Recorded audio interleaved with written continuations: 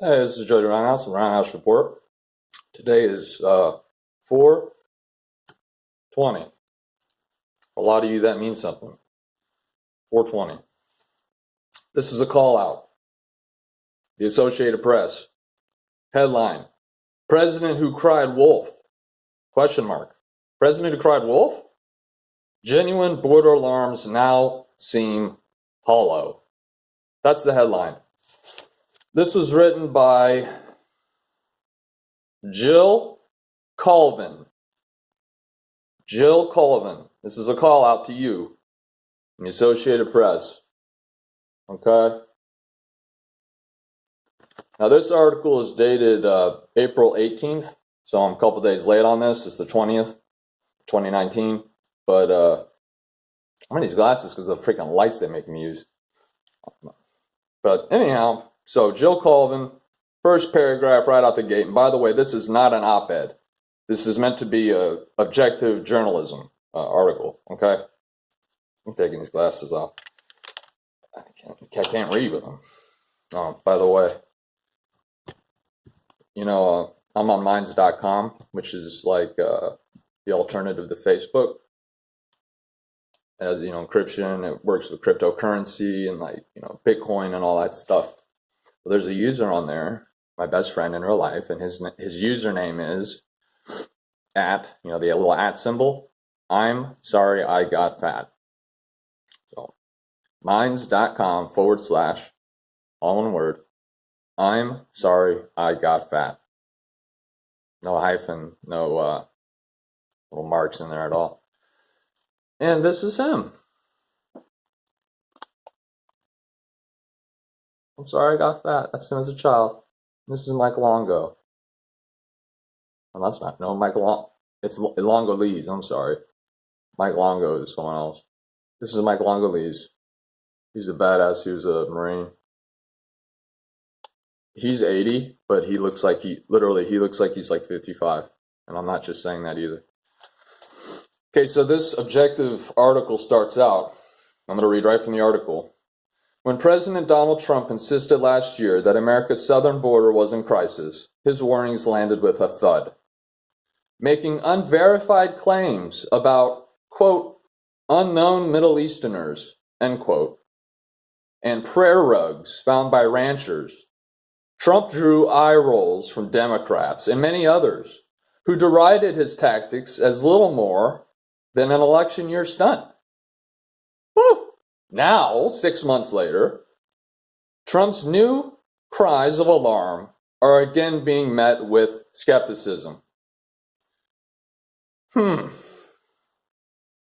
the situation at the border, at least this Jill concedes, though the situation at the border has indeed deteriorated. I've been talking about this for a long time on the Roundhouse Report. Now, I forgot to plug, please subscribe.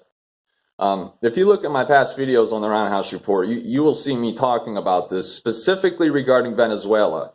Venezuela right now, April 20th, 2019, is on fire. There are Russian troops inside of Venezuela. There are Chinese troops inside of Venezuela. There is an Iranian fleet consisting of three warships on its way across the Atlantic to sit off of Venezuela's coast. Okay? There are Russian heavy strategic bombers sitting in Caracas, sitting inside Venezuela. All these guys are in Venezuela. When I find out about the Chinese troops, there's 300 of them, if I recall correctly. There's 300 Chinese troops publicly declared, because that's important. There could be 3,000. I highly doubt it. Now, the Russians, they have a publicly declared 400, and they're doing war games with the Venezuelan military. They have a publicly declared 400 troops inside of Venezuela. The Russian military does. Now that is publicly declared. Given the Russians and their absurdities, they probably have like 2,000 guys there, because the United States, we have been up in Latin America, South America, that whole area. We've been up in, anyone who knows basic U.S. history, we've been up in there for decades and decades, fighting the drug war, toppling communist-esque governments, socialist-esque governments. Well, it's looking like something may pop off.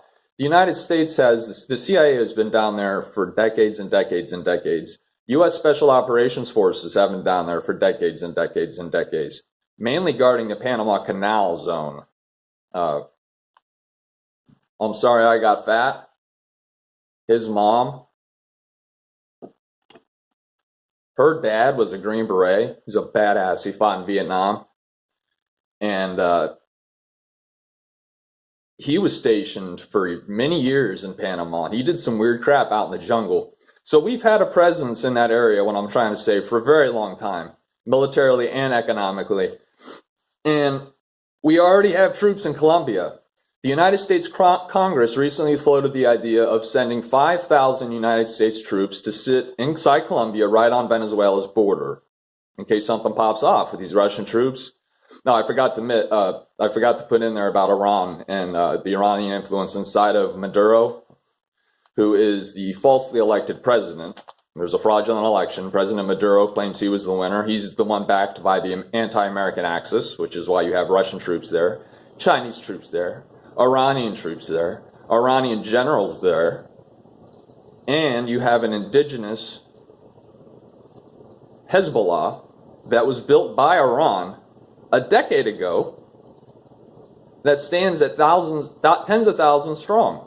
Now, some call it the, quote, Bolivarian militia, not to be confused with the Bolivarian army militia, the Bolivarian militia. Yeah, Iran has been involved heavily ever since Hugo Chavez. They've been involved for 2 to 3 decades inside of Venezuela. The media doesn't talk a whole lot about that. And the Associated Press is notoriously liberal. Okay, back to the article. The situation at the border has indeed deteriorated. Lawmakers of both parties agree there's a genuine humanitarian emergency. Maybe we didn't create it at all. This is a freaking national emergency. Again, please watch my previous videos. For at least, ever since 9/11, if not before, Persians from Iran can pass as Spanish. South American, Central American, etc. And I'm talking the soldiers from the Iranian Special Forces, they're called the Quds Force, Quds, Quds Force. They would be like the United States' equivalent to the Navy SEAL. So you got these Persians who look Spanish, and you have Arabs, specifically Sunni Arabs. They're the ones that carried out 9/11, Sunni Arabs with a Wahhabi Islamic bent. They can pass as Spanish. The Russians, the Chinese can pass as Spanish easy. All right, some herbal tea. The reason why this is so important is because the article cites that there are tens of thousands of Central American families seeking refuge in the U.S. currently, I guess, at the border.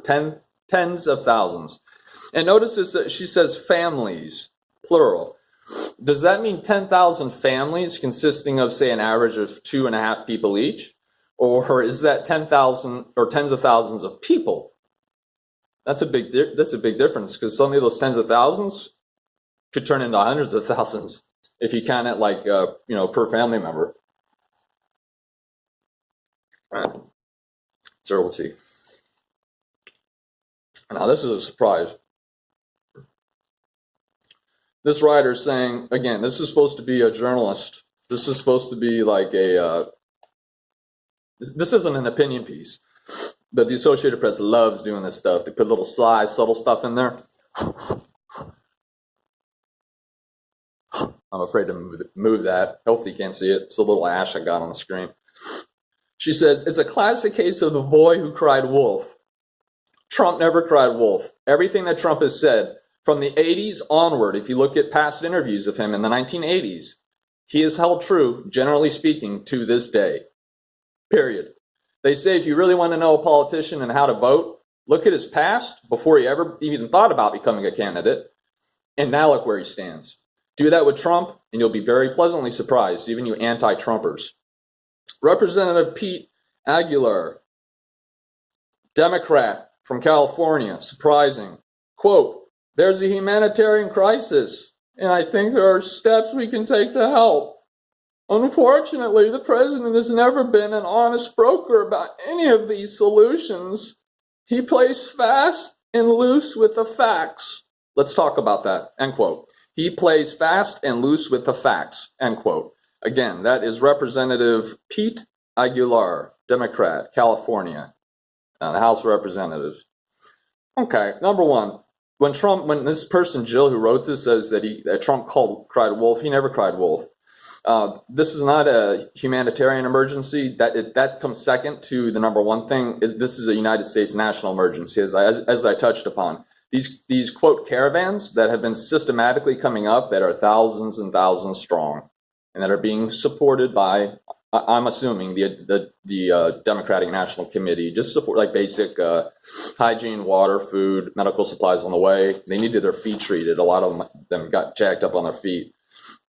But let's talk about the facts, because he says, quote, Trump plays fast and loose with the facts, end quote. Let's talk about the facts. Okay, there have been tens of thousands of apprehensions at the U.S. and Canadian borders over, annually, I would imagine. Tens of thousands, if not hundreds of thousands. Because keep in mind, I think there's 30 million, this is a guesstimate by some department of the U.S. government. There's an estimated 30 million illegal, unregistered aliens inside the United States, 30 million. So when you think in hundreds of thousands that are caught each year on both borders, that makes sense. Okay. I remember years ago, after the Syrian civil war started and the Syrians started flooding into Europe, going wherever they could, I remember then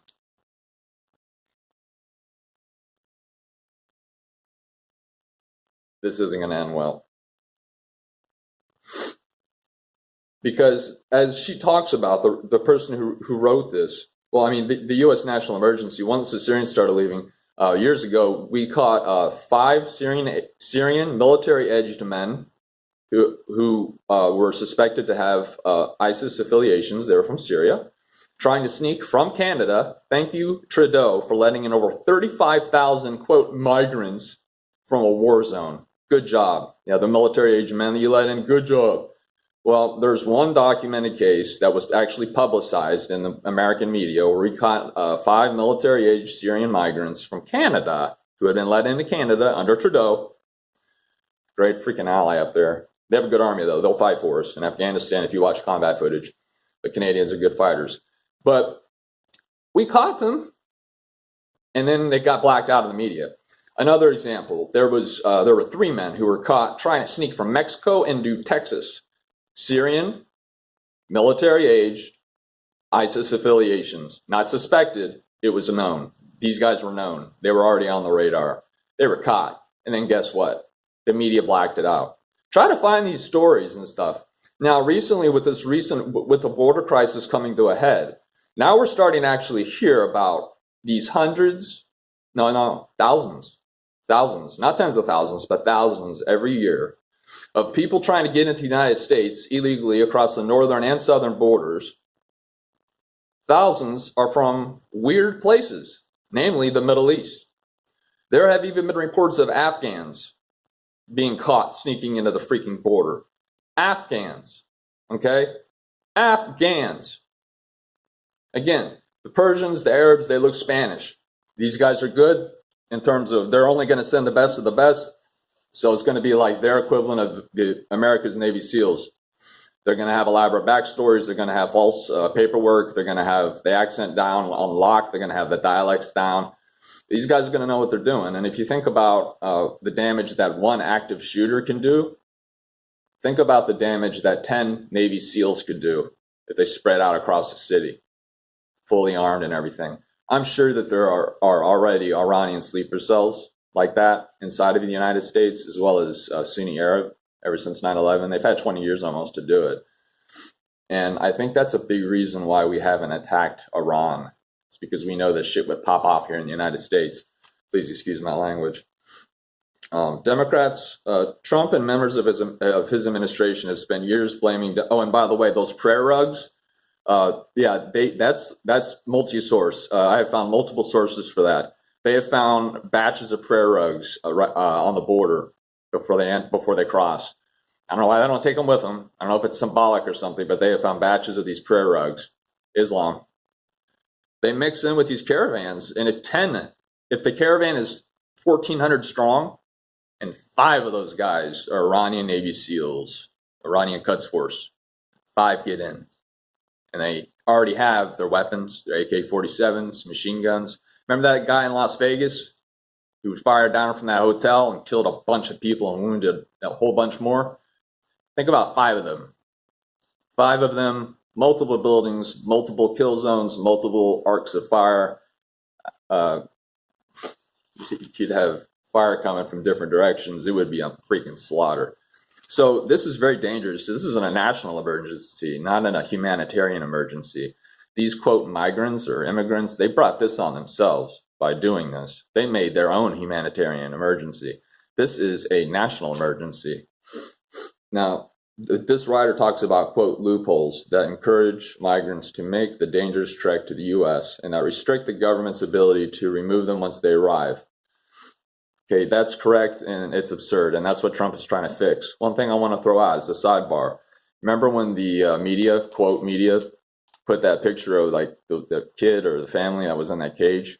And they're like, look at how Trump's treating the immigrants. He puts them in cages. Yeah, a few days later, found out that that picture was actually taken from 2013 under President Obama. Did you know that? That's why they call it the fake freaking media. And that's why they have what's called the, quote, new media rising, okay? And the Ryan House report is part of that, the new media. That picture, Obama put those people in cages, all right? Trump didn't do that. Trump actually stopped it. He ended it. So I don't know, but whatever Trump does is bad for these anti-Trumpers. It doesn't matter. Now, on Wednesday, the 17th of April, Trump tweeted, Democrats in Congress must return from their vacations and change the immigration laws, or the border, despite the great job being done by Border Patrol, will only get worse. That's Trump's tweet. And I'm reading from the article now.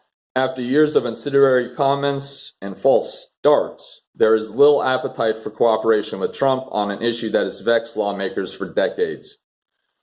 Break it down, pull out graphs like Bibi Netanyahu in Israel in front of the United Nations, pull out pie charts and graphs and satellite imagery and pictures.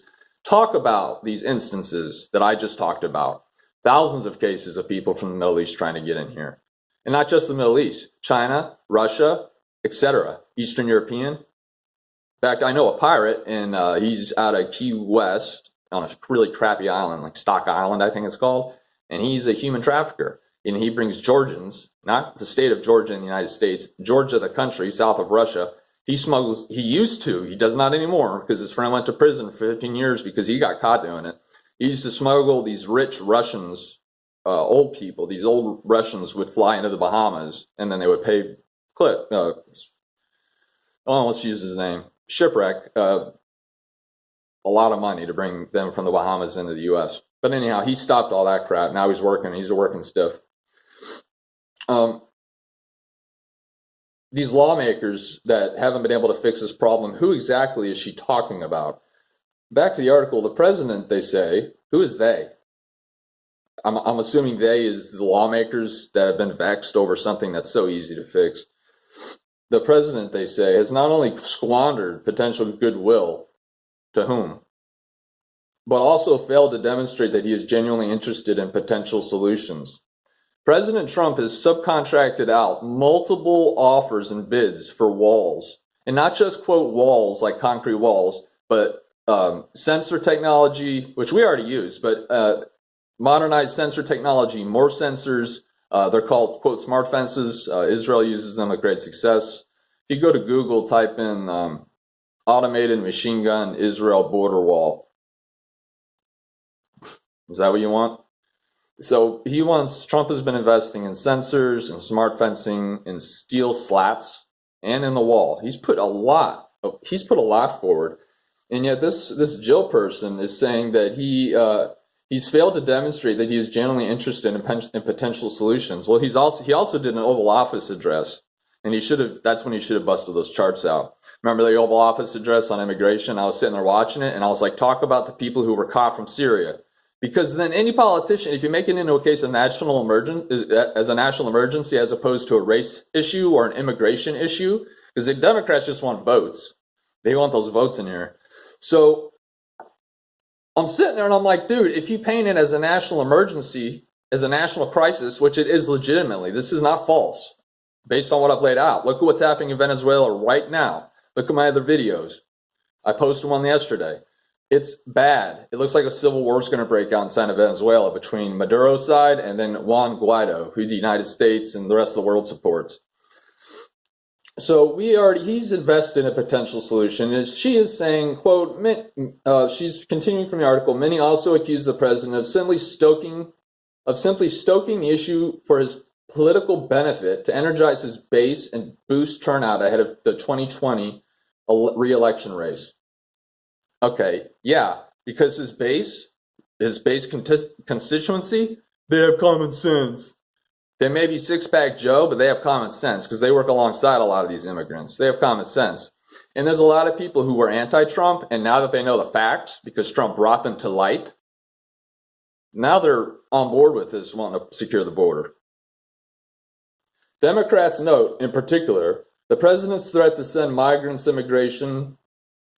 The Democrats in particular note the president's threat to send immigrants to immigration-friendly, quote, sanctuary cities, end quote, in an effort to punish political foes as the starkest example of why they don't trust the administration. Okay, she, in an objective news article, is saying, in an effort to punish political foes. How is he punishing political foes when these sanctuary cities and the people who run them literally have opened the gates to these immigrants by saying this is a sanctuary city. If you come here, you will be safe. You will not be arrested. You will not be deported. So Trump, he backs it around on them. Part of the deal. All right, we're going to send them to you while we figure this out. And these cities are like, oh, no, don't send them here. No, don't do that. We don't want our crime rate to skyrocket. Don't do that. We don't want to have to spend all that money to take care of them. Don't do that. Don't send them here. Sanctuary cities. We need to cut off federal aid to sanctuary cities. That'll end that shit. Let's see here.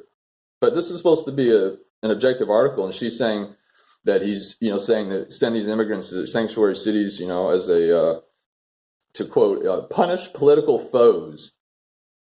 It's bullshit. It's just common sense stuff. Common sense. The problem is, quote, this is from Representative Nanette Berrigan, a Democrat, again from California. What a surprise. Representative Nanette Berrigan, Democrat, California. She sits on the Homeland Security Committee, which is even more mind-boggling to me. She sits on the Homeland Security Committee. Of all people who should be in the know, she should be in the know. She says, quote, the problem is Trump, the problem is he has made it political. He's made it all about political revenge, said Representative Nanette Berrigan, Democrat, California, who sits on the Homeland Security Committee. She said that Democrats would be happy to work with the White House to address the problem, but not under the current circumstances. Okay, number one, Nanette, WTF. You're on the Homeland Security Board. You need to be kicked off that board ASAP. Who's paying you off? Number two, Democrats would be happy to work with the White House. Trump has literally offered open invitations. He has an open door policy. You can go anytime and you need to schedule it, but he will listen. He will hear you out. Now you'll leave and you'll think that you made your case and he'll go against what you said, but he'll listen to you. And that's been documented time and time again. The last paragraph, quote, again, this is from Nanette Berrigan, who's in the House of Representatives, California. This is the end of the story, the end of the article, the journalist article.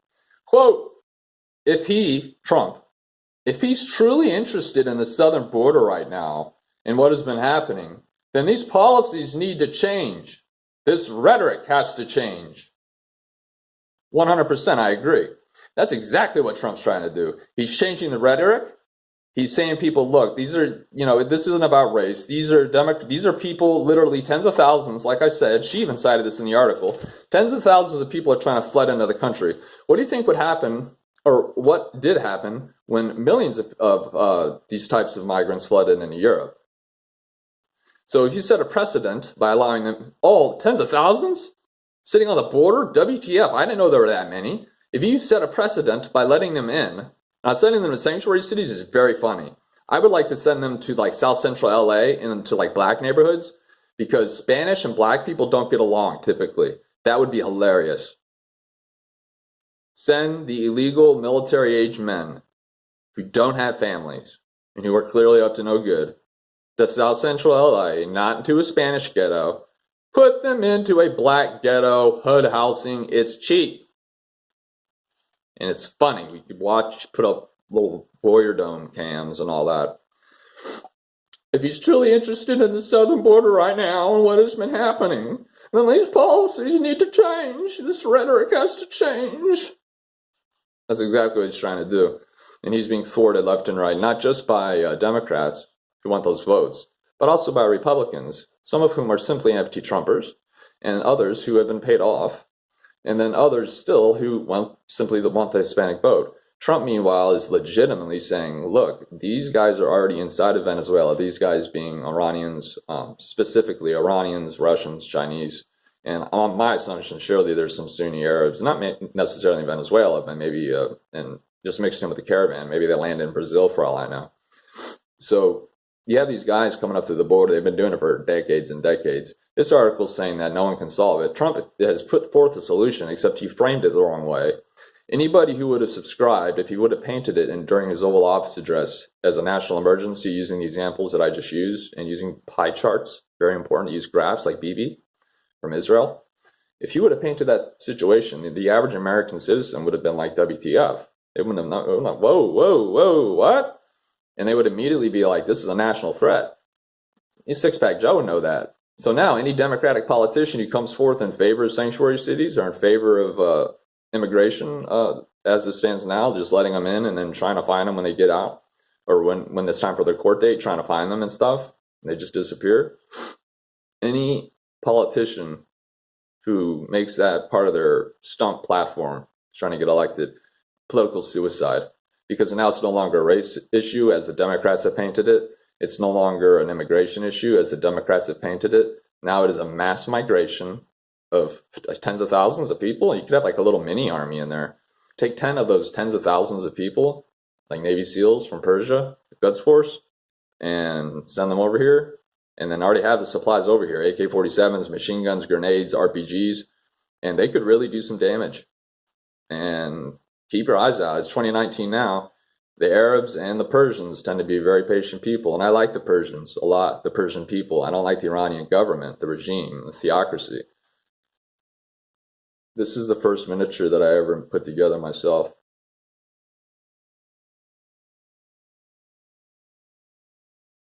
I know at this point nobody's watching the video. If you are, put a comment that says nice mini. Then I'll know that you actually watched the end part of the video.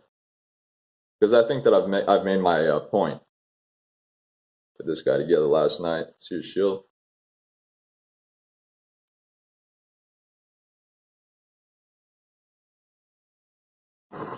This has devolved. This has devolved very, very quickly. All right, this is the Roundhouse Report. I think that the case has been made. Associated Press sucks. Liberal. The newspaper that I get on the daily, on the reg, unfortunately, they're liberal. That's all I got to work with. But until I go online, then I start hitting up the Hindu Times, the Jerusalem Post, the Hearts Times, the freaking, the Observer, British, all these different, Telegraph, Reuters, I'm trying to think, is there anything else? Jill Colvin, the Associated Press, this is a call out to you. I know I'm a nobody on here. I'm just Jody Roundhouse with the Roundhouse Report. But if you come across this, comment. In fact, make a freaking diss video, and I'll hit you back. How's that sound, babe? Jill, I don't know how old you are, but we can meet, we can talk. All right. Please subscribe. Howdy.